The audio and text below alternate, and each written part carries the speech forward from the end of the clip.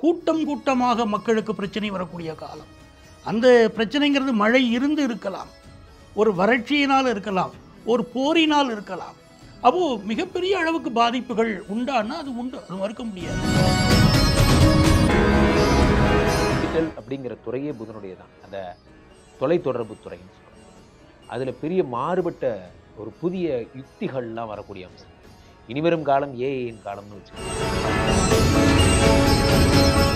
இயற்கை அழிவுகள் நிச்சயமாக இருக்கும். நீரினால், நெருப்பினால், அதே மாதிரி அரசியல் களத்தில் குறிப்பாக தமிழ்நாட்டில் 2025 தேர்தல் களத்துக்கு தயாராகக்கூடிய நம்ம மதுரை, சிவகங்கை, விருதுநகர், ராமநாதபுரம் அப்படி நீங்கள் ஆரம்பித்து கன்னியாகுமரி வரைக்கும் பல இடங்களில் மக்களுக்கு பல்வேறு வகையான துன்பங்கள் வரும் அப்படிங்கிற ஒரு அமைப்பு இருக்குது.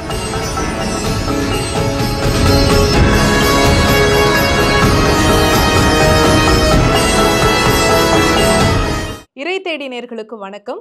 மகிழ்வான நாட்களையும் சவாலான காலகட்டத்தையும் கடந்து இந்த ஆண்டோட இறுதியில் நம்ம எல்லாம் பயணிச்சுட்டு இருக்கோம். இன்னும் பல கனவுகளோடு வரவிருக்கிற 2025 ஆங்கில புத்தாண்டு நம்ம எல்லாருக்கும் எப்படி இருக்க போகுது அப்படின்னு நம்ம தெரிஞ்சுக்க போகிறோம். இதை தங்களுடைய கணிப்புகள் மூலியமா தங்களோட கருத்துக்களை நம்ம கூட பகிர்ந்து கொள்வதற்காக இணைந்திருக்கிறாங்க ஜோதிடர்கள். தெய்வீக ஜோதிடர் திரு ஏஆர் பாலகிருஷ்ண ரெட்டி அவர்கள். சார் வணக்கம். வணக்கம். ஆத்மார்த்த ஜோதிடர் டாக்டர் நங்கநல்லூர் பஞ்சநாதன் அவர்கள். சார் வணக்கம். வணக்கம்மா. பிரம்மரிஷி ராம்ஜி சுவாமிகள் அவர்கள். வணக்கம். நமஸ்காரம். எல்லாரும் எப்படி இருக்கீங்க? ரொம்ப நல்லா இருக்கும். நல்லா இருக்கும்மா. நீங்கள் நல்லா இருக்கீங்களா? நல்லா இருக்கும் சார். என்னன்னா, ஒரு ஜோதிடர்கிட்ட போய் எனக்கு எப்படி இருக்குன்னு கேட்கும் போதே அது தாங்கிக்கிற சக்தி இருக்குமான்னு தெரியாது. இப்போ 3 பேரும் இருக்கீங்க, நிறைய கேள்விகள் கேட்க போகிறோம். அதனால கொஞ்சம் பார்த்து பேசிடலாம் சார். இவர் பிரம்மா, இது விஷ்ணு, சரி, இது சதாசிவம், சரி அப்படின்னு 3 பேரும் சேர்ந்து உட்காந்துருக்கோம். ஆமாம், நீங்கள் கேள்விகளை கேளுங்க, ஆமாம், எல்லாத்துக்கும் பதில் பேசிடுவோம். அப்போ சக்தி வரும்போது தான் மூணுமே எல்லாமே இயங்க முடியும். அவ்வளோதானே? சொல்லுங்க, கேளுங்க. சரி. 2025 பொதுவாக எல்லாருக்கும் எப்படி இருக்கும்? இந்த ஆண்டு எப்படி இருக்க போகுது? இறை தேடி நேயர்களுக்கு ஆங்கில புத்தாண்டு வாழ்த்துக்கள். என் அன்பு சகோதரிக்கும் இறை தேடி நேயர்களுக்கும் என் அன்பு வணக்கங்கள். 2025 எப்படி இருக்கும் அப்படின்னா, 2019 பார்த்து பார்த்து வெறுத்து போயிட்டோம். சார், மேஷராசி நேயர்களே உங்களுக்கு ரொம்ப சூப்பராக இருக்கும், எங்கே இருந்தது?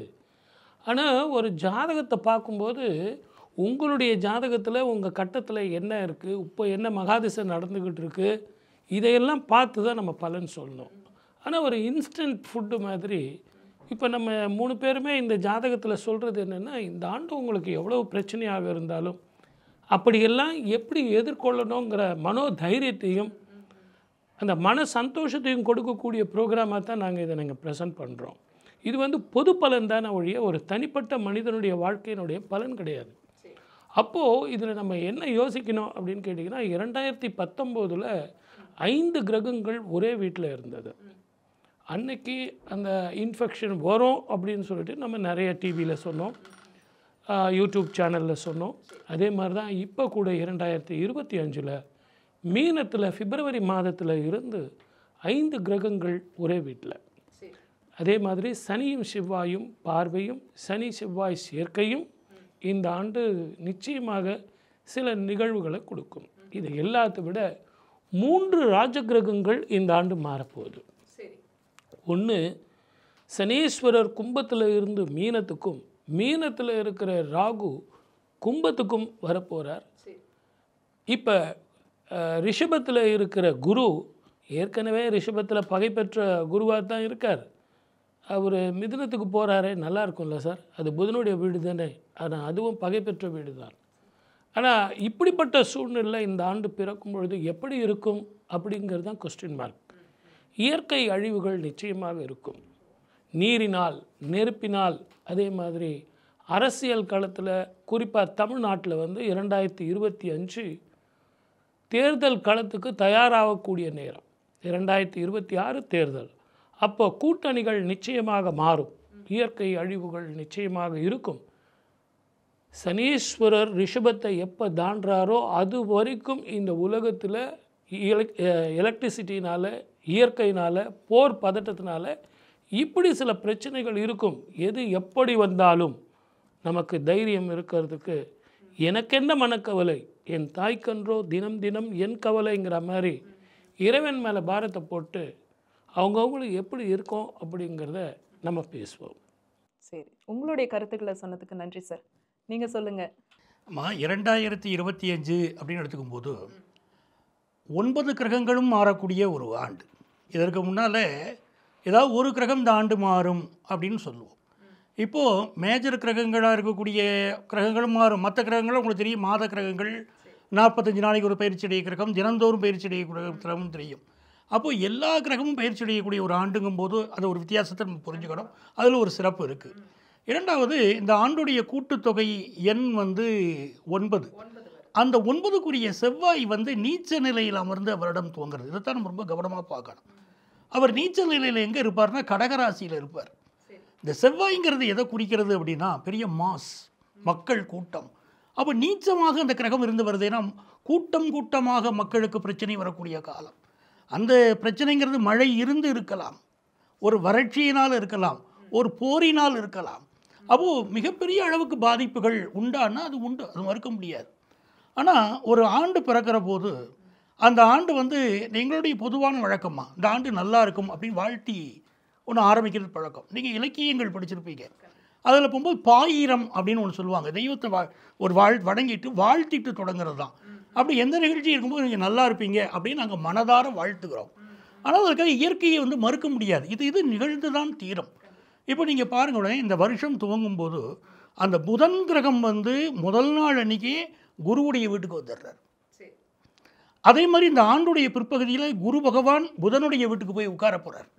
அப்போ இது என்ன பண்ண போகிறதுனா விலைவாசியில் மிகப்பெரிய அதிகரிப்பு இருக்கும். கடுமையான விலைவாசி உயர்வுகள் இந்த ஆண்டு இருக்கத்தான் செய்யும். இன்னொரு புறம் பார்த்தீங்கன்னா, புதனுடைய வீட்டில் குரு உட்கார போகிறாருன்னா புதன் வித்யாகாரகன், குரு ஞானி இல்லையா? அங்கே போய் அந்த கிரகம் குரு உட்காரும்போது எஜுகேஷன் துறையில் மிகப்பெரிய வளர்ச்சியே நம்முடைய தாய் திருநாடு பெறப்போகுது. நம்முடைய நல்ல விஷயங்களை நம்ம பார்க்கணுமே. எஜுகேஷன் துறையில் பெரிய வளர்ச்சி.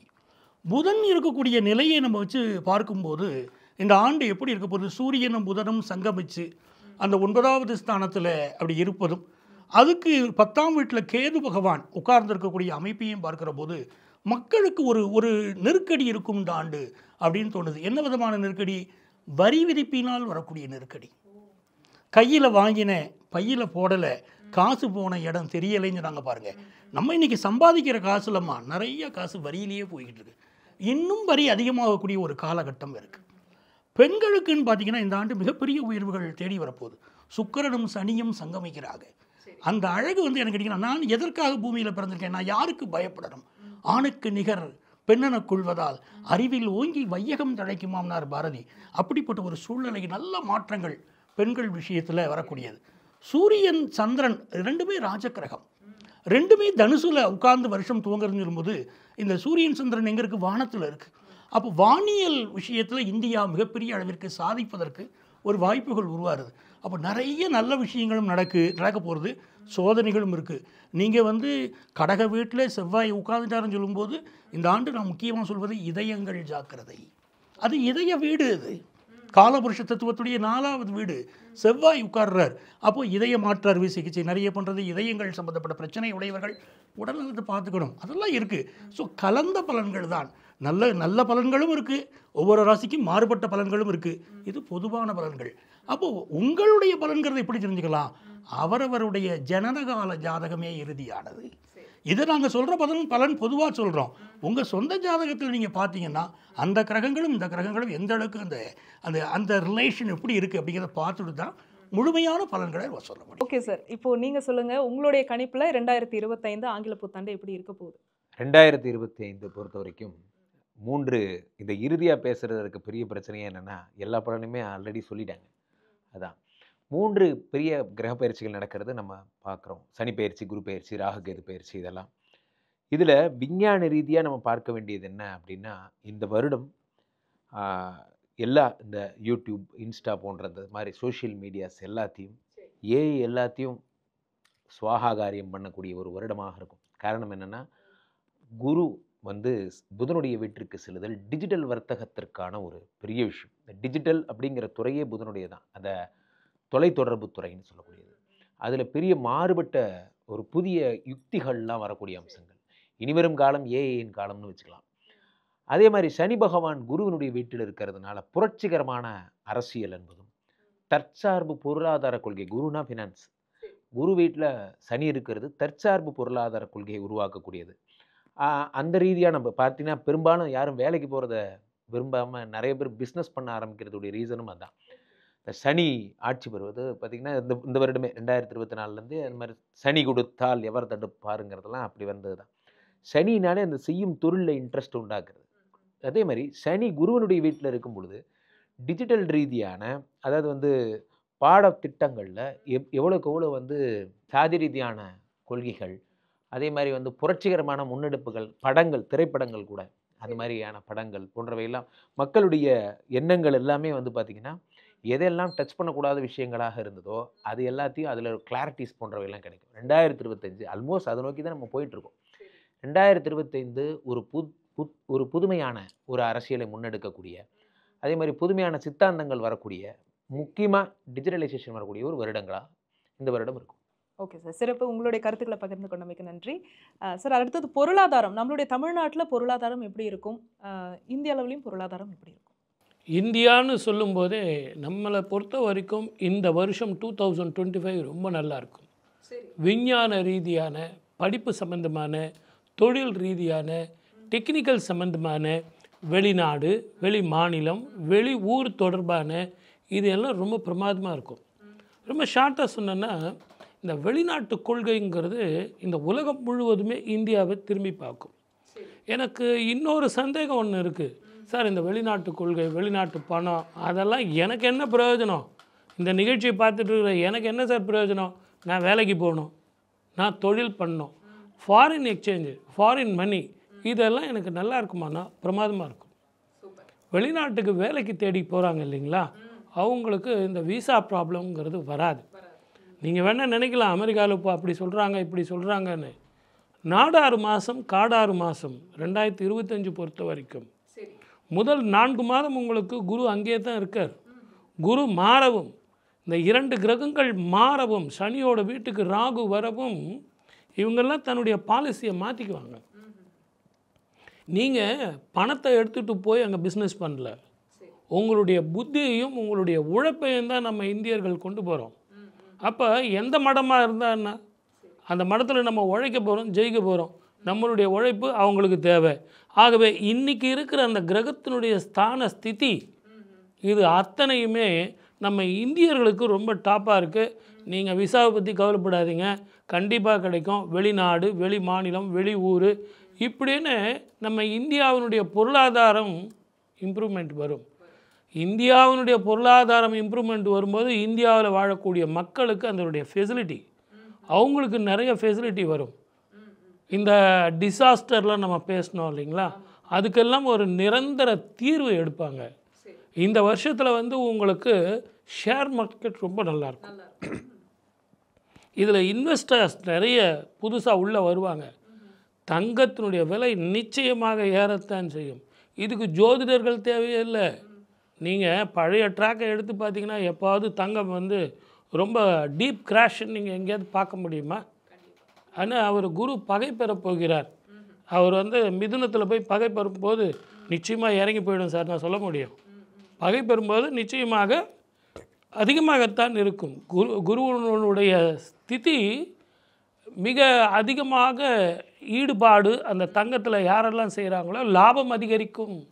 வெளிநாட்டு வாய்ப்பு சொல்லிட்டேன். ஆனால் இந்த காலத்தில் கவனமாக இருக்க வேண்டியது வியாதி சம்பந்தமான, அதுக்கு கண்டுபிடிப்பான மருந்துகள் 2வது பாகம், அதாவது ஜூலைக்கு பிறகு நிறைய கண்டுபிடிப்புகள் வரும்.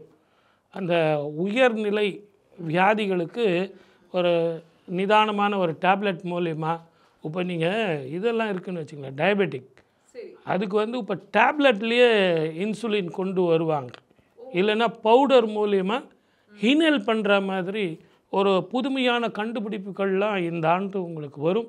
புதுமையான சிந்தனைகள், புதுமையான கண்டுபிடிப்புகள், இது எல்லாமே இந்த ஆண்டு பிரமாதமாக இருக்கும்.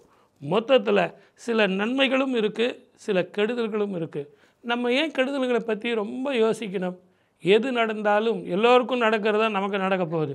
நன்மையை நடப்போம், வாழ்க்கையில் ஜெயிப்போம். நன்றி சார், உங்களுடைய கருத்துக்களை பகிர்ந்து கொண்டமைக்கு. பஞ்சநாதன் சார், நீங்கள் சொல்லுங்கள், பொருளாதாரம் எப்படி இருக்க போகுது? சர்வஜன சுயினோ புவந்தோ அப்படிங்கிறோம். எல்லோரும் இன்புற்றிருக்க நினைப்பதுவே அல்லாமல் வேறொன்றும் அறியேன் பராபரமேன்னு தாயுமானவர் பாடுறார். அப்போ எல்லாரும் நல்லா இருக்கணும் அப்படின்னு நினைக்கிறோம். அப்போ அந்த கிரகங்களுடைய ஒத்துழைப்பதுக்கு எப்படி இருக்குது அப்படின்னு பார்த்தா, அந்த குரு பகவானுடைய அனுக்கிரகம் வந்து இப்போது ரிஷபத்தில் இருந்துன்னு இருக்கார். இந்த ரிஷபம் அப்படிங்கிறது கேட்டீங்கன்னா சுக்கிரனுடைய வீடு. சுக்கிரன் வந்து நீங்கள் ஒரு செல்வ செழிப்பு வரும்னா யாரை வழிபடுறீங்க? மகாலட்சுமியை.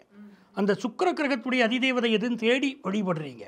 அப்போது அந்த செல்வ வீட்டில் காலபுருஷ தத்துவத்துடைய பண வருமானத்தை குறிக்கக்கூடிய ஒரு ஸ்தானத்தில் இப்போ குரு உட்கார்ந்துட்டு இருக்கார். அப்போ குருவு வந்து கோடிகளை கொடுக்கக்கூடியவன் பேர். அப்போ பெரிய அளவுக்கு பொருளாதார வருமானம் வரணும் அப்படின்னு ஒரு அர்த்தம் அதுக்கு. ஆனால் குருவுடைய நிலை வருஷம் பிறக்கும்போது எப்படி இருக்குன்னா வக்கரமாக இருக்குது. நீங்கள் இந்த சுக்கிரன் சனி சேர்க்கை வந்து பெரிய அளவிற்கு பொருளாதாரத்தை கொடுக்கும். அது எப்படி கொடுக்கும்னா உங்களுடைய வாங்கும் திறன் இருக்கு இல்லையா, அந்த நுகர்வோர்களுடைய ஒரு ஆசை, நிறைய வாங்கணும்னு ஆசை பெருகும். அந்த ஆசை வரும் வழக்குக்கு உங்கள்கிட்ட வந்து இந்த பொருளாதாரம் வந்து அவ்வளவு ஃப்ரீயாக நீங்கள் செலவழிக்க மாட்டீங்க. பொருளாதார தட்டுப்பாடு நான் சொல்லலை, பணப்புழக்கம் அதில் கொஞ்சம் சில நீங்கள் கையில் நிறைய பணம் வர மாதிரி இருக்கும், சில நேரத்தில் இல்லாமல் இருக்கும், மாறி மாறி இந்த ஃப்ளக்சுவேஷனை கொடுக்கும். காரணம் குரு வக்கரமாக இருக்கார். இந்த குரு பகவான் இப்படி இருக்கும்போது அடுத்து வந்து செவ்வாய் பார்க்குறோம். அப்போ இந்த ஆண்டு கடன் வாங்குறதை தவிர்க்கணும். இந்த மனிதர்கள் நிறைய பேர் என்ன பண்ணுவாங்கன்னா கடன் வாங்குவதில் இப்போ வங்கிகள் கூப்பிட்டு கடன் கொடுக்குறது. நீங்கள் சும்மா வீட்டில் உட்காந்துருந்தாலும் உங்களுக்கு ஒரு ஃபோன் கால் வருது, நீங்கள் அனுபவிச்சிருப்பீங்க. அப்படி இப்போ கூப்பிட்டு கடன் கொடுக்குறாங்களே, நீங்கள் வாங்கிட்டீங்கன்னா திருப்பி கட்டுறது யார்? இப்படி மக்கள் என்ன பண்ணுவாங்கன்னா நிறைய கடன் வாங்க ஆரம்பிப்பாங்க, அடைக்க முடியாமல் திண்டாடுவார்கள். அப்போ கொஞ்சம் கொஞ்சமாக அதில் நம்ம மீண்டு வருவதற்கு அது ஆரம்பிச்சிடும். 2024 இறுதியிலேருந்தே தொடங்கும். நம்ம கிரெடிட் கார்டு வாங்கணுமா, வாங்கினா நம்மளால் கட்ட முடியுமா அப்படிங்கிற எண்ணம் மக்களுக்கு வரும். ஆனால் அதிக கடன் வாங்கக்கூடியவர்களுக்கு இந்த பிரச்சனை வருது. இப்போ நீங்கள் வந்து இந்த பொருளாதார விஷயம் பார்க்கும்போது ஐயா அழகாக அமெரிக்கா டாலர் இந்த மாதிரி விஷயங்கள் எல்லாத்தையுமே பார்க்கணுமேங்கிற ஒரு பார்வையை, விசாலமான பார்வையை சொன்னார். இப்போ நீங்கள் வந்து என்னுடைய பழைய ப்ரெடிக்ஷன்ஸ்லாம் பார்த்திங்கன்னா தெரியும், வெளிநாடுகளில் வாழ்ந்தாலும் இந்திய திருநாட்டில் சொத்து வாங்குங்கள்னு பேசுகிறோம். வெளிநாடுகளில் வாழக்கூடிய பலருக்கு நம்முடைய தொலைக்காட்சி பேட்டிகளெல்லாம் சொல்கிறோம், வெளிநாடுகளில் வாழக்கூடியவர்கள் கொஞ்சம் உஷாராக இருங்க, கனடாவில் அங்கே பிரச்சனை வருது, இந்த நாட்டில் பிரச்சனை குறிப்பிட்டிருக்கிறோம் ஆல்ரெடி. அந்தந்த நாடுகள் பிரச்சனை வருதுன்னு நம்முடைய அன்பர்கள் அங்கே இருக்கிறவங்க குறிப்பிடுறாங்க. அப்போது எந்த நாட்டில் நீங்கள் இருந்தாலும், நீங்கள் கனடாவில் இருங்க, ஆஸ்திரேலியாவில் இருங்க, எங்கே இருந்தாலும் சொத்துக்களை கொஞ்சம் இந்தியாவில் வாங்குங்க, உங்களை எங்கள் நிலைப்படுத்தி கொள்ளுங்கள். ஒரு தற்காலிக வேலையில் இருக்கிறவங்களுக்கு சில நாடுகளில் பிரச்சனை இருக்குது. இப்போ இதுக்கு காரணம் இந்த பிரச்சனைகள் எல்லாம் குரு வக்கரமாக இருக்கார் பாருங்க. இப்போ அமெரிக்க தேசத்தில் இருக்கிறவங்க சிலருக்கு நம்ம ஆட்களுக்கு பதட்டம் இருக்குது. இதுக்கு காரணம் இந்த குரு கிரகம் வக்கரமாக இருக்குது. இந்த ஆண்டில் இந்த குரு புதனுடைய வீட்டிற்கு போன பிறகு, இங்கே 2025 புதனுடைய வீட்டிற்கு குரு போன பிறகு ஒரு நல்ல சூழ்நிலை ஏற்பட ஆரம்பிச்சிடும். அப்போ பல பிரச்சனைகள் மாற ஆரம்பிச்சிடும். அப்போ வெளிநாடுகளில் இருக்கிறவங்களுடைய பதட்டத்தை அதை கொஞ்சம் குறைக்கக்கூடிய சூழ்நிலைகள் வரும். பொருளாதார ரீதியாக வியாபாரிகளுக்கு உயர்வு வரும். ஏன்னா வியாபாரிகள் கையில் பணப்புழக்கம் இருக்கணும். அப்போ இல்லைம்மா, எல்லாமே டேக்ஸ்ன்னு போகும்போது, எல்லாமே நீங்கள் டிஜிட்டல் மயம் ஆகும்போது சில தடைகள் உண்டு. நீங்கள் நானும் டிஜிட்டல் மயத்தை ஆதரிக்கிறோம், அது வேறு. இருந்தாலும் சில நெருக்கடிகள் இருக்குன்னு மறுக்க முடியல பாருங்கள். அப்போ இந்த வியாபாரிகளுக்கு என்ன ஆகுது, அந்த புதன் வீட்டில் குரு போய் உட்காரும்போது அப்போ என்ன ஆகுது, வியாபாரத்தில் அவர்களுக்கு ஒரு முன்னேற்றத்தை ஏற்படுத்தி கொடுத்துரும். வியாபார கிரகம் இல்லையா புதன், அதோடைய வீட்டில் போய் குரு உட்கார்றாரு. அப்போ அவங்களுக்கு ஒரு முன்னேற்றம், அடுத்த கட்ட வளர்ச்சியை கொண்டு வந்து கொடுத்துரும். அப்போது உங்களுடைய பொருளாதார நிலைங்கிறது வியாபாரிகளுக்கும் உயரக்கூடிய சூழ்நிலை உண்டு. ஆனால் பணப்புழக்கத்தில் ஒரு கொஞ்சம் கடுமை இருந்துக்கிட்டு தான் இருக்கும். ஆமாம், அது இருக்கத்தான் செய்யும். வெளிநாடுகளில் வாழக்கூடியவர்கள் வந்து அவங்களுடைய சொத்துக்களை இந்திய திருநாட்டில் வாங்குவது அவங்களுக்கு ஒரு பாதுகாப்பு. ஸோ பொருளாதார விஷயங்கள்ங்கிறது அது தமிழ்நாடாக இருந்தாலும் சரி, இந்தியாவாக இருந்தாலும் சரி, உலக நாடுகளுக்கு பாதிப்பு உண்டு. ஆனாலும் இந்தியாவும் தமிழ்நாடும் அதில் கொஞ்சம் தப்பிச்சுக்கிடக்கூடிய சூழ்நிலை உண்டு. நான் பொருளாதார தட்டுப்பாடு இல்லைன்னு சொல்லலை, எனக்கு எக்கானமியே விழுந்திருக்குங்க உலகத்தில், இவர் பஞ்சநாதன் இப்படி சொல்லிக்கிட்டு இருக்காரு, பொருளாதாரம் ரொம்ப ஃப்ரீயாக இருக்குன்னு சொல்கிறாரு நினச்சிருவாங்க. அது இல்லை, உலகியலை அதிலிருந்து வேறுபட்டு நம்ம பேசக்கூடாது. அது பொருளாதார தட்டுப்பாடு உலக நாடுகளுக்கு உண்டு. ஆனால் அதுலேருந்து கொஞ்சம் நான் தப்பிச்சுக்கிட்டதுக்கு, அதாவது இந்திய திருநாடு தப்பித்துக் கொள்வதற்கும் இந்த ஆண்டு அனுக்கிரகம் பண்ணுது. சரி, உங்களுடைய கருத்துக்களுக்கு மிக்க நன்றி சார். இயல்பான விஷயங்களை நம்ம தடுக்க முடியாது, ஆனால் அதுலேருந்து பாதுகாத்துக்கலாம் அப்படின்னு சொல்லியிருக்கீங்க. நன்றி. ராம்ஜி சார், நீங்கள் சொல்லுங்கள், பொருளாதாரம் எப்படி இருக்க போகுது? நான் ஃபஸ்ட்டே சொன்னது தான், தற்சார்பு பொருளாதார கொள்கை அப்படிங்கிறது இந்த வருடம் அதிகமாகும். ஒருத்தர் பார்வையில் ஒரு மாதிரி. ஸோ என்னோட பார்வையில் எப்படின்னா, சனி வந்து குருவனுடைய வீட்டில் இருக்கும் பொழுது, அதே மாதிரி கும்பராசியில் வந்து ராகு பகவான் இருக்கும் பொழுது கனிம வளங்கள் சம்பந்தப்பட்ட விஷயங்கள், பெட்ரோலியம் சம்பந்தப்பட்ட விஷயங்கள் எல்லாம் வந்து, ஏன்னா கும்பம்னா சனினா பூமிக்கு அடியில் இருக்கக்கூடிய பொருட்கள்னு சொல்லலாம். அது மாதிரி பெட்ரோலியம் சம்பந்தப்பட்ட விஷயங்கள்லாம் குறைவதற்கான இது. அதே மாதிரி குரு வந்து புதனுடைய வீட்டில் இருக்கும் பொழுது, குருனாலே புத்திரகாரகன் என்பதால் இந்த இன்ஃபெர்டிலிட்டி சம்பந்தப்பட்ட விஷயங்கள், அதாவது இந்த ஐயுஐ பண்ணுறது, ஐவிஎஃப் பண்ணுறது போன்ற செயற்கை அதுலெல்லாம் வந்து நம்ம இப்போ பார்த்தீங்கன்னா ரேட்லாம் ரொம்ப அதிகமாக சாதாரண மக்களால் அதை நிறைவேற்ற முடியாத ஒரு தொகையாக இருக்குது. அதெல்லாம் குறைந்து ரொம்ப நார்மலைஸ் ஆன ஒரு சாதாரண விஷயம் மாதிரி ஆகிறதுக்கான வாய்ப்புகள். அதே மாதிரி ஏன்னா அதுக்கு ஒரு டெக்னாலஜிஸ் இது புதன் அப்படின்னாலே இந்த விஞ்ஞானம், பத்திரிகை, புத்தகங்கள் அந்த மாதிரி. ஸோ பொருளாதாரம் என்பது என்ன அப்படின்னா, அந்த டிஜிட்டல் வர்த்தகத்துக்கு ஏற்ற மாதிரி இப்போ நம்ம சொல்கிறோம்ல, இந்த கிரிப்டோ கரன்சி இதெல்லாம் சொல்கிறோம், இந்த கரன்சி மேலே இருக்கிற இன்வெஸ்ட்மெண்ட்ஸு. அதே மாதிரி புதிதாக அவார்டு நிறையா உலகமே நம்ம திரும்பி வைக்கிற ஒரு உலக அழகி போட்டியில் ஜெயிச்சது தான் வந்து ஒரு பெரிய கமர்ஷியல் மார்க்கெட்டுக்கான ஒரு அடித்தளமாக இந்தியா அமைந்தது. இப்போ கூட நிறைய நம்ம விருதுலாம் ஜெயிக்கிறோம். இதுக்கு இந்த புதனுடைய வீட்டில் குரு பகவான் இருக்கும் பொழுது அவார்டு, புதன்னாலே அவார்டு, நிறைய அவார்டு வாங்கிறதுக்கான அம்சங்கள் நம்மை முன்னிறுத்தி இங்கே ஒரு பெரிய சந்தை உருவாகிறதுக்கான.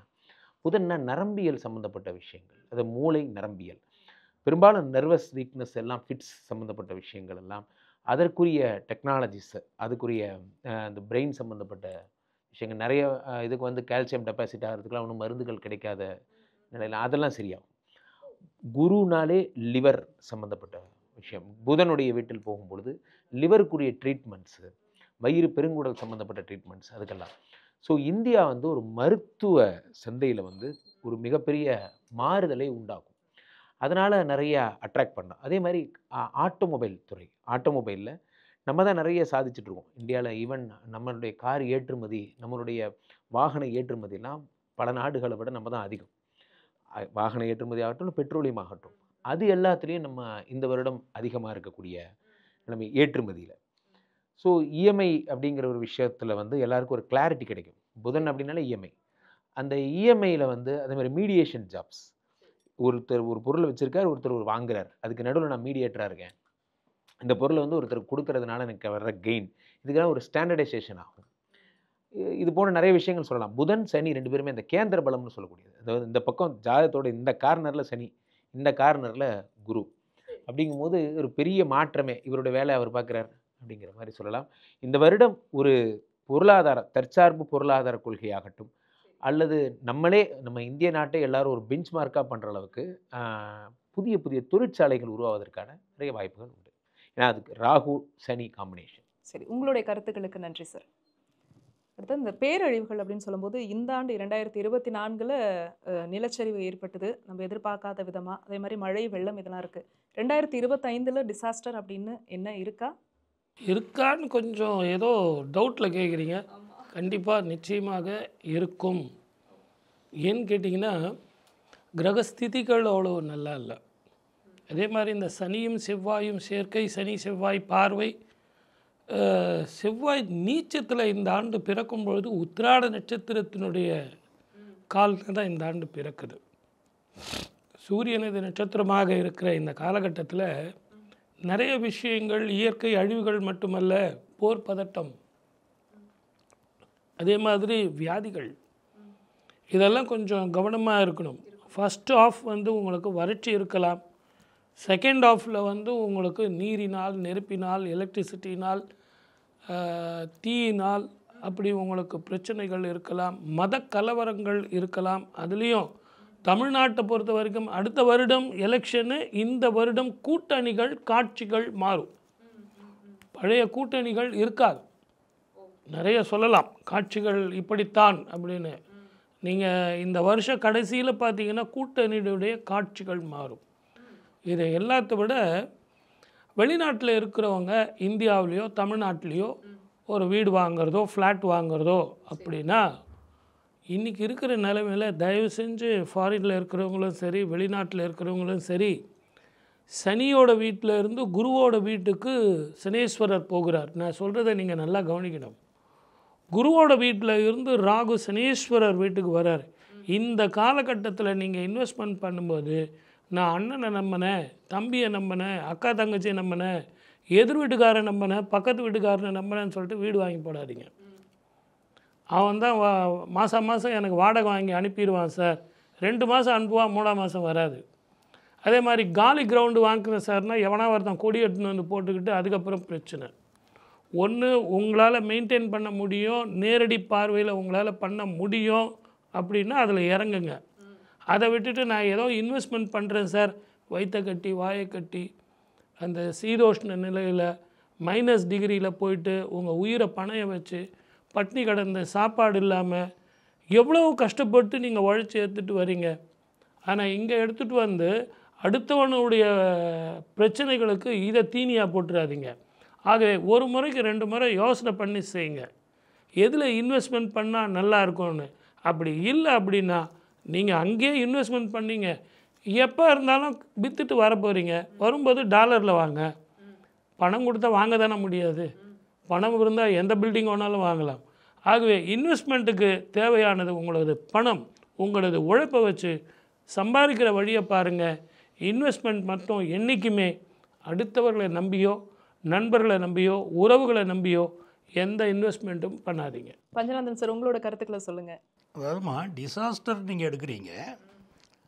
நான் முதலியே சொன்னேன், செவ்வாய் கிரகம் நீச்சமாக இருக்குது, கூட்டம் கூட்டமாக மக்கள் முடியக்கூடிய ஒரு கால சூழ்நிலைகள் இருக்குது. இந்த ஆண்டு அது மறுக்க முடியாது. அதுலேயும் இந்த மார்ச் 29ஆம் தேதி சனி பகவானுடைய பெயர்ச்சி ராத்திரி 11 மணி 1 நிமிஷத்துக்கு திருக்கணிதப்படி சனி பகவான் பெயர்ச்சி மீனத்திலேருந்து கும்பத்துக்கு வரப்போகிறார்.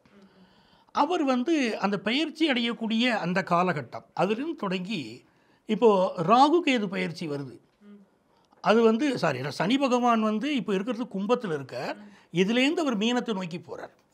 இப்போது இந்த சனி பயிற்சியில் மார்ச் 24ஆம் தேதி ராத்திரி 11 மணி 1 நிமிஷத்துக்கு அப்போ அவர் போய் மீனத்தில் உட்கார்ந்துடுறார் சனி பகவான். அங்கேருந்து ராகு பகவான் கும்பத்தை நோக்கி வந்துட்டுருக்கார். அப்போது கிட்டத்தட்ட இந்த மார்ச் 29லிருந்து மே மாதம் முடிய மே 18 தான் ராகு கேது பயிற்சிமா. அது வரைக்கும் இருக்கக்கூடிய காலகட்டம் சனி ராகுவுடைய சேர்க்கையாக ஆகிடுது. இந்த சனி ராகுவுடைய சேர்க்கை மாபெரும் அழிவுகளை மாபெரும் பிரச்சனைகளை உருவாக்கும் அப்படிங்கிற ஒரு சூழ்நிலை இருக்குமா, மறுக்க முடியாது. எப்படி சனி செவ்வாயுடைய சேர்க்கை சனி செவ்வாயுடைய பார்வை ஆபத்தை கொடுக்குறதுன்னு சொல்கிறோமோ, அது ஏன் இப்படி சொல்கிறோம்? சனி குளிர்ச்சி கிரகம், செவ்வாய் ஒரு அக்னி கிரகம், இரண்டும் சங்கமிக்கிற போது வரக்கூடிய பிரச்சனை ஒரு பெரிய அளவுக்கு பிரச்சனைகளை கொடுத்துடுறது அது எப்போவுமே. அப்படித்தான் சனி ராகுவுடைய சேர்க்கை பலத்த பாதிப்புகள் கொடுக்கறது. தொழில் போராட்டங்கள், தொழிலாளர் போராட்டங்கள், இன்னும் உலக அளவில் தொழிலாளர்கள் பாதிக்கக்கூடிய அம்சங்கள், இயற்கை பிரச்சனைகள் எல்லாம் அப்போ தான் நிறைய வருது. இந்த காலகட்டத்தில் இன்னும் நம்ம எப்படி இருக்கணும்னு கேட்டிங்கன்னா 2025ல் அந்த சேர்க்கை எங்கே நிகழுதுன்னு பார்த்தீங்கன்னா மீனத்தில் நிகழுது.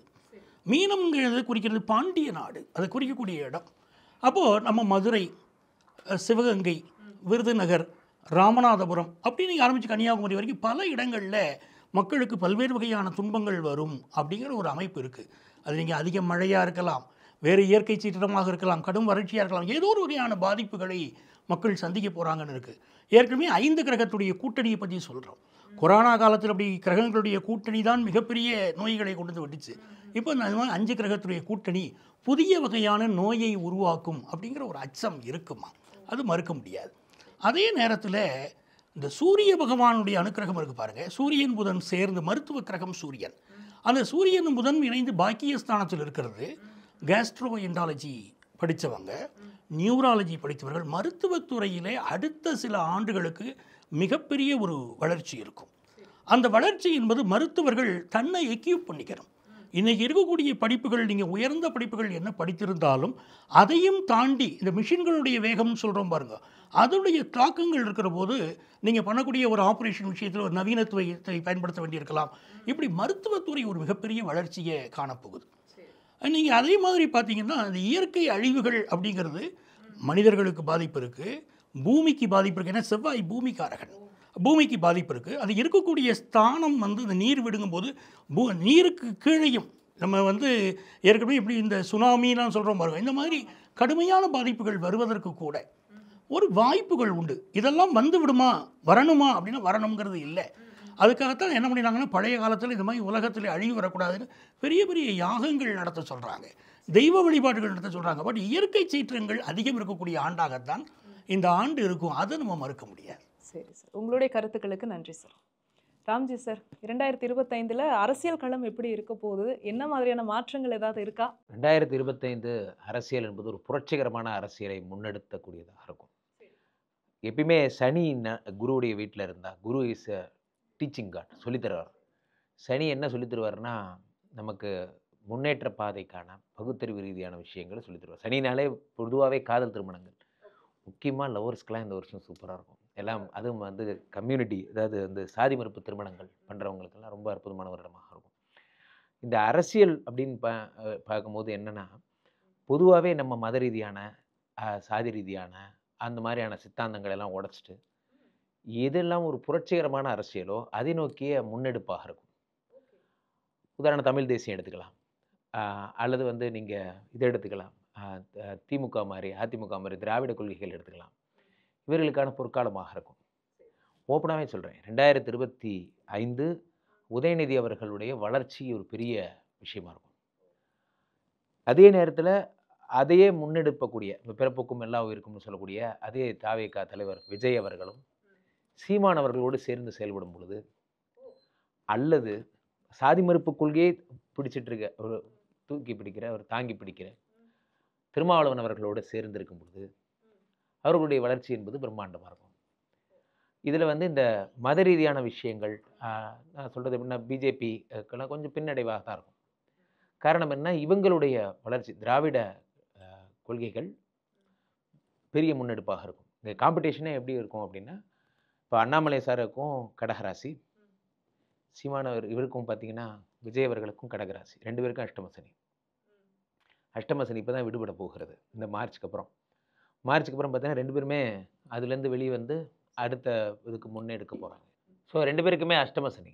அந்த அஷ்டமசனி விடுபடும் பொழுது அடுத்து யார் கூட சேர்ந்து செயல்படுறது அப்படிங்கிறது ஒரு பெரிய கொஸ்டின் மார்க்காக இருக்கும். இப்போ விஜய் அவர்கள் வந்து தனித்து செயல்பட அவர் ஆல்ரெடி சொல்லிட்டார், கூட்டணிக்கெல்லாம் தயார். டிஎம்கே கூட பாம்பு அந்த கதெல்லாம் சொல்லியார், வேணான்ட்டார். அதிமுக கூட சேர்றதே இல்லைன்னு சொல்லிட்டார். அப்போது அடுத்து இவர் கண்டிப்பாக திரும்ப ஒன்று சீமான் அண்ணாவோட சேரணும், அல்லது இவர் வந்து இவரோட சாதி மறுப்பு டீமோடு சேரணும். அது ஒரு பெரிய ஒரு ஓட்டை பிரிக்கிற ஒரு பெரிய ஃபேக்டராக இருக்கும். ஸோ அதிமுக அப்படின்னு பார்க்கும்பொழுது எடப்பாடி அவர்கள் ஜாதகம் அப்படின்னு பார்க்கும்போது அவர்கள் பெரும்பாலும் வந்து பார்த்திங்கன்னா கூட்டணி யார் கூட சேர்றாங்கங்கிறத பொறுத்து தான். எடப்பாடி அவர்கள் இப்போ ஓப்பனாகவே சொல்கிறேன், சசிகலா அவர்களை தலைமையேற்றுக்கொண்டு இபிஎஸ் ஓபிஎஸ் 2 பேரும் இணைஞ்சு ஒரு அதிமுக உருவாகும் பட்சத்தில் மீண்டும் வருவதற்கு வாய்ப்பு உண்டு. இல்லைன்னா அண்ணன் போஸ்ட்டு தான், இல்லைன்னா உதயநிதி ஸ்டாலின் தான், அவ்வளோதான். பஞ்சநாதன் சார், நீங்கள் சொல்லுங்கள், 2025 அரசியல் களம் எப்படி இருக்க போகுது? அதுவும் இந்த ஆண்டு பிறக்கிற போது குருவுடைய வீட்டில் சூரியன் அமர்ந்திருக்கிறார். அதற்கு 8வது ஸ்தானத்தில் செவ்வாய் பகவான் நீச்ச நிலையில் இருக்கார். அப்போது பெரிய அரசியல் தலைவர்கள் உடல் நலம் பாதிக்கப்படக்கூடிய அமைப்பு இந்த ஆண்டு இருக்குது. ஸோ பெரிய அரசியல் தலைவர்கள் அவர்களை நம்பித்தான் நாம் இருக்கிறோங்கிற லெவலில் இருக்கக்கூடியவர்கள் தன்னுடைய உடல் நலத்தை பார்த்துக்கிடணும். ஏன்னா தலைவர்களை நம்பித்தான் நாடு இருக்கிறது. அப்போது அவங்களுடைய உடல் நலத்தில் அதிக அக்கறை எடுத்துக்கிடணும். இந்த செவ்வாய் பகவானுடைய நட்சத்திரத்தில் பிறந்தவர்கள் ஜொலிப்பார்கள் அப்படின்னு ஒரு அர்த்தம் இருக்குது. மிருகசரிஷம், சித்திரை, அவிட்டம் இந்த நட்சத்திரத்தில் பிறந்தவர்களுக்கு முன்னேற்றம் உண்டு. இதில் என்ன அப்படின்னா, இந்த உடல் நலத்தில் அக்கறை எடுத்துக்கிட்டாலே பல பிரச்சனைகள் தீரும். 1 9வது ஸ்தானத்தில் சூரியனும் புதனும் இந்த சேர்க்கை அந்த அமைப்பு வந்து இந்த கூட்டணிகள் இடம் மாறும். பல இந்திய அளவிலேயே பல்வேறு வகையான அமைப்புகள் கூட்டணிகள் மாறப்போகிறது அப்படிங்கிறதையும் இந்த கிரகநிலைகள் சுட்டி காட்டுறது. பட் செவ்வாய் பகவான் வந்து ஆரோக்கியமான நிலைமையில் இல்லையே. அப்போ இந்த அரசியலுக்கு ஆரோக்கியமானதா? நடைபெறப்போகிற மாற்றங்கள் பல்வேறு பிரச்சனைகளை உண்டு பண்ணுமானா பூகம்பம் போன்ற பிரச்சனைகள் அரசியலிலும் நிகழலாம். நான் குறிப்பிட்ட தலைவரை பற்றி நீங்கள் சொல்லுங்கள் அப்படின்னு சொல்ல போகிறதில்ல. நீங்கள் உங்களை நம்பி ஒருத்தர் ஜாதகம் கொடுத்துருப்பாங்க, இவரை நம்பி ஒருத்தர் கொடுத்துருப்பாங்க, என்னை நம்பி ஒருத்தர் கொடுத்துருப்பாங்க. நான் அவர்களுடைய தனிப்பட்ட வாழ்க்கையை இங்கே நான் பேச முடியாது, நம்பிக்கையை மாற்றி நான் பேச முடியாது. ஆனால் பொதுவாக உங்களுக்கு சொல்லலாம்னா தலைவர்களுடைய உடல் நலத்தில் அக்கறை எடுத்துக்கிடணும். அரசியலில் பூகம்பங்கள் நிகழும், கூட்டணிகள் மாறும், அந்த அமைப்பு இருக்குது. சரி சரி, உங்களுடைய கருத்துக்களுக்கு நன்றி சார். பாலகிருஷ்ணா சார், நீங்கள் சொல்லுங்கள், உங்களுடைய பார்வை என்ன? நான் பொதுவாகவே அரசியல் சமாச்சாரம் பேசுகிறதில்ல. இருந்தாலும் பிரம்மாவும் சிவனும் பேசி முடிச்சிட்டாங்க. அப்போ என்னுடைய ஒப்பீனியன் கொடுக்கலன்னா அது அவ்வளோ நல்லா இருக்காது. பொதுவாகவே அரசியல் அப்படின்னு பேசும்போது, மற்ற களத்தை பேசும்போது அவர்கள் ஜாதகத்தை மட்டும் கணித்தால் போதும். ஆனால் அரசியலில் நீங்கள் கவனிக்கும்போது அவங்க ஜாதகம் வேலை செய்யறதில்ல, எதிரிகளுடைய ஜாதகம் எப்படி இருக்குன்னு பார்க்கணும். ஏன்னா எதிரினுடைய பலம் தெரிஞ்சால் தான் நம்ம கூட்டணி அமைக்க முடியும். ஆகவே என்னுடைய கருத்து கணிப்பு பிரகாரம் தமிழ்நாட்டை பொறுத்த வரைக்கும் 2 பேர்கள் மிகப்பெரிய ஜெயண்ட். ஒன்று வந்து திராவிட முன்னேற்றக் கழகம், இன்னொன்று வந்து அண்ணா திராவிட முன்னேற்றக் கழகம். திராவிட முன்னேற்றக் கழகத்தில் யார் இருந்தாலும் இல்லாவிட்டாலும் பிரச்சனை இல்லை. அண்ணா திராவிட முன்னேற்றக் கழகத்தில் யார் இருந்தாலும் இல்லாவிட்டாலும் பிரச்சனை இல்லை. ஆனால் புதிதாக வந்தவர்களுக்கு தான் யார் என்பதை மக்களுக்கு புரிய வைக்க வேண்டும். தன்னுடைய ரசிகர்களை ஓட்டு வங்கியாக மாற்றணும். வெறும் ரசிகர்கள் இருந்து பிரயோஜனம் இல்லை, ஓட்டு வங்கியாக மாற்றணும். ஓட்டு போடுவார்களா? அதுதான் மிகப்பெரிய கேள்வி. அதிலும் இது 2வது 3வது தேர்தல் அல்ல, இதுதான் முதல் தேர்தல். எதிர்கொள்ள வேண்டியது 2 யானைகளை. அற்புதமாக இந்த 2 பேரும் பழகி போயிட்டாங்க. அவங்களுக்கு அஷ்டமி சனி நடக்கலாம், அவங்களுக்கு வந்து 7.5 சனி நடக்கலாம். ஆனால் எதிரிகளுக்கு கூட்டணியில் அமையும் போது யாரோடு யார் கூட்டணி சேர்கிறார்கள் என்பதை பார்க்கணும். நேற்று இருந்த கூட்டணி இன்றைக்கு அமையுமா? இருக்காது. 2025 டிசம்பர் வரைக்கும் இன்றைக்கி இருக்கிற கிரகத்தினுடைய தாக்கம் படி எல்லாருமே பேசிக்கிட்டே தான் இருப்பாங்க. ஆனால் 2026 மார்ச் மாதத்துக்கு பிறகு கூட்டணிகள் முகங்கள் மாறும். நேற்று இருந்த கூட்டணி இன்று இல்லை. அதுதான் எதிரினுடைய பலம் தெரிஞ்சு அவங்கவுங்க கூட்டணி அமைக்கும்போது அந்த வெற்றியினுடைய பலனையும் லாபத்தினுடைய பலனையும் அன்றைக்கு தான் நம்ம முடிவு பண்ண முடியுமே ஒழிய இது எல்லாம் நடப்பு முறை, நடைமுறையில் ஓடிக்கிட்டு இருக்கிறது. ஆனால் இந்த செக்கில் வந்து எந்த கட்டத்தில் யார் இருக்காங்க, எந்த கட்டம் எப்போ மாறுங்கிறது 2026 மார்ச் மாதம்தான் முடிவு செய்ய முடியும். சிறப்பு சார், உங்களுடைய கருத்துக்களுக்கு. 2025 எப்படி இருக்க போது உங்களுடைய பார்வையில் உங்களுடைய கருத்துக்களை உங்களுடைய கணிப்பு மூலியமாக எங்கள் கூட பகிர்ந்து கொண்டமைக்கு மிக்க மிக்க நன்றி சார். உங்கள் அனைவருக்கும்.